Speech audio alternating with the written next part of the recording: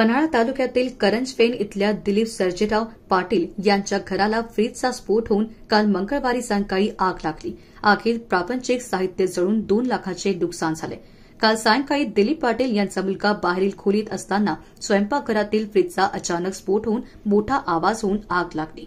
फ्रीजच्या जवळ असलेल्या कपड्यांच्या कपाटाला आग लागली. कपाटातील कपडे आणि किमती एवज आगीच्या भक्ष्यस्थानी सापडल्याने जळून खाक झाली. त्यामुळे अंदाजे 2 लाख रुपयाचे नुकसान झाले आहे.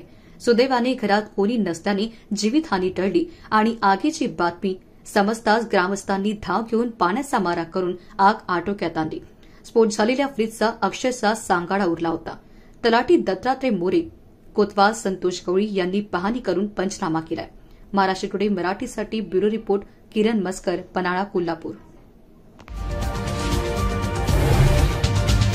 आजच महाराष्ट्र टुडे 24 न्यूजला सबस्क्राईब करा आणि सत्य परिस्थितीचा सविस्तर आढावा पहा.